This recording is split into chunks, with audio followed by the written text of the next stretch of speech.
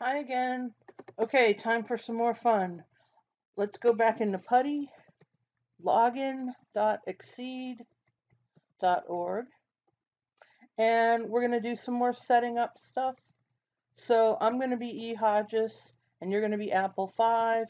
You put in your password, I put in my password, and I learned that one of the things that I thought wasn't true.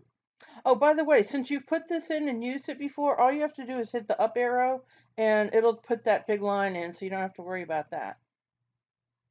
Okay, now I want you to check something for me.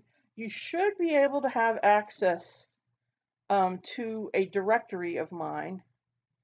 Um, I want you to type in the following: ls space /work slash 0 1260 slash E Hodges slash my SDIR, and it should come up with those two file names in there. It should come up for you also, and I want you to do that. And also, while you're working tonight, I want you to put in set SET umask 027, and I'll show you how we're going to fix that permanently tomorrow. But for today, or if you work on it from today or tomorrow, do that. Okay, so what you are going to do is copy those files from that directory, that particular directory, into your directory. Okay, so I'm going to go ahead and or into your main directory. So let's look at this, our PWD. All right, so that's your home directory, and yours is going to have the home one, and then that little set of numbers, and then that TG thing. So you should be okay. Now,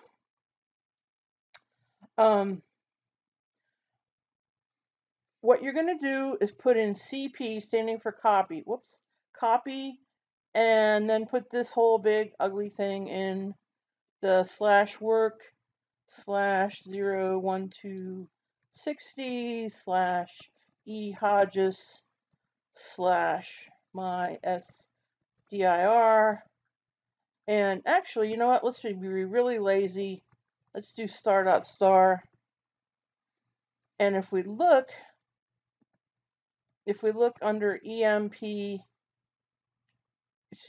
MPI now mine's going to come up with a bunch of stuff. Oh no, there it is. Okay. And if we do it ls stands for list at HELLO.F. Okay, so there's my two files, which is as it should be. So let's take a look. I'm going to look at that .sh file. Let's see if that is very interesting. It is, by the way. And,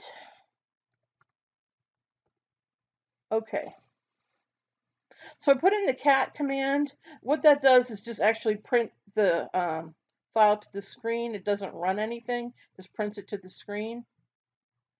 And it has that pound sign, exclamation point, / bin bash. Sometimes you'll hear that referred to as shebang. That's just the way they do it. Then it has a bunch of sbatch commands. I think I told you we run everything in batch. We don't do a lot of interactive work. So what this is doing right now, it's going to set up all our batch commands for us. This -t says it's got a limit of 10 minutes. Minus capital N says use one main node, but run 16 tasks on it. We're going to use the development process, and our job name is my MPI Fort, standing for Fortran. I know you're wondering, how do I come up with those names? You'll have an output file, an error file, and this is the allocation that we have. And I'll double check. Yours should still be the same as mine, but I will double check that tomorrow. If it doesn't run, that would be the issue. Okay, we need to run the, or excuse me, we need to load the Intel processor. So we're going to run, or yeah, sorry, we're going to load the module Intel 15.0.2 because we have an MPI file. That's a special kind of high performance message passing interface, hence the MPI. It's very cool. And what it does, it looks at all these processes. Remember I said it's going to run 16? And it's going to look at hello from each of these, and we'll see if it really runs or not. See if I'm telling you the truth. Okay, so let's submit the batch. Oh, sorry, that was my fault. So I'm going to put an S batch, if I can put it in. And I'm going to put in that EM. Goodness, I can't type tonight. Oh, cut it out. Okay, so I put in S batch and then the name of that file .sh. And I'm going to get all this stuff, and it's going to tell me I submitted it. And it checks a bunch of stuff to make sure I'm telling you the truth. Okay. Now, the only thing that it might give you trouble is that allocation, but I think you're on the same one that I am. And if not, I can fix that by tomorrow. Now, so you're wondering, well, how do I know when it's done? How do I know what's going on? Everything is submitted to a queue, and I need to see the status of the queue. So I'm going to put in SQ, standing for status of queue, minus U, so that says what user. And I would put in E Hodges, you would put in that TG thing that ends in the 7s. Okay? Now, a couple things will happen. The important thing is that ST stands for status.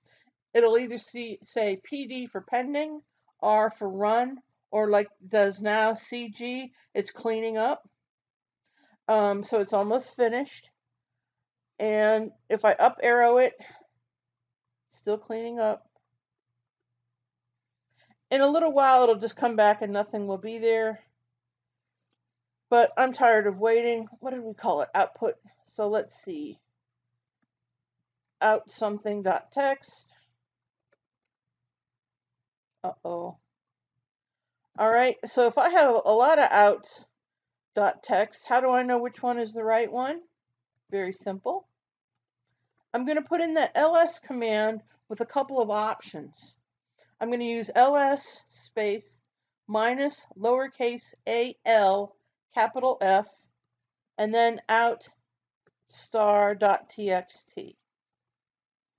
All right, so that's going to tell me the dates and times that those files were put together.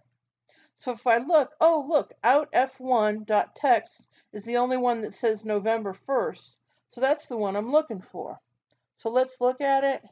Cat out f1.txt. Poof. Ooh, look at this. All right, node 4 says hello world. Remember I told you we had 16? So it's going to go from 0 to 15. It actually starts at 0. 0 is they call it master and slave. I know. Sometimes you'll hear it referred to as boss and workers. That's really tacky with the master and slave thing. But anyhow, so this is how it comes out. And there you have it. Beautiful, huh? Okay, well, we'll talk more tomorrow. Have fun playing with it.